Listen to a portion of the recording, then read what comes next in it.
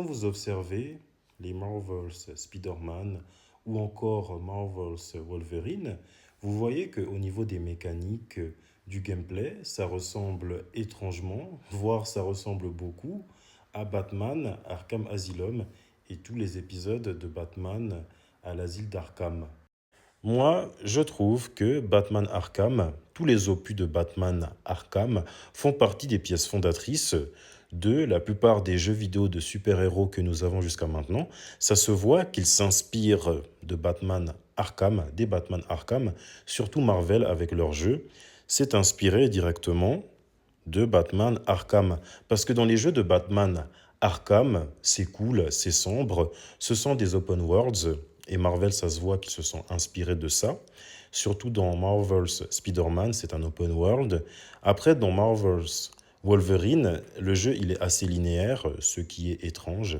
Mais pour continuer, dans Batman Arkham, ce sont des open worlds. On peut se promener comme on veut dans Gotham, croiser des ennemis et leur donner discrètement des coups de genoux derrière la tête et les immobiliser en attendant que la police arrive. Je disais que ce sont des jeux très sombres.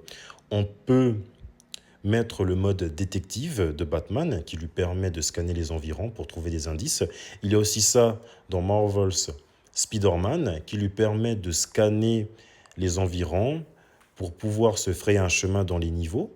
Et ça, c'est inclus dans son costume. Je trouve que Activision, ils ont vraiment assuré avec le costume de Spider-Man. Et je pense qu'il y aura aussi ce mode pour Wolverine, pas le mode détective, mais plutôt le mode flair, je ne sais pas, parce que Wolverine, il a un odorat très développé. Et je pense qu'avec ce mode, il pourra suivre les odeurs, enfin détecter les odeurs des ennemis et les odeurs des amis.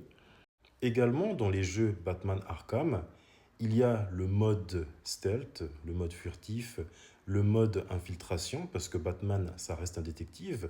Donc, pour terrasser certains ennemis, il doit être discret, infiltrer certains endroits pour les take-down.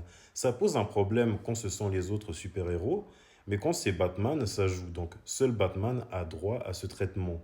Dans X-Men 2, Wolverine's Revenge, il y a un mode stealth, infiltration, bien avant Marvel's Wolverine. Bien avant Marvel's Spider-Man, il y a deux jeux de Spider-Man qui permettent de faire un mode stealth, un mode infiltration. Déjà Spider-Man Shattered Dimensions. Le seul personnage qui a un mode stealth, un mode infiltration, c'est Spider-Man noir. Il peut s'infiltrer discrètement, take down les ennemis et les accrocher à des lampadaires. Il y a également les deux opus de The Amazing Spider-Man. Dans les deux jeux, il y a des modes infiltration. Mais mis à part les jeux de super-héros, il y a d'autres jeux, d'autres licences qui permettent des modes stealth, des modes infiltration, que ce soit Tomb Raider, Ghost of Tsushima, Ghost of Yotei, Rare Windsmith. Ce jeu, il est trop bien d'ailleurs. Par contre, le mode stealth, le mode infiltration, ça ne marche pas pour tous les jeux de super-héros en open world, surtout dans One Piece World Seeker. Ça ne marche pas parce que comment vous voulez mettre des pirates en mode infiltration, en mode stealth, je pense que c'est une des raisons pour laquelle le jeu il a flop.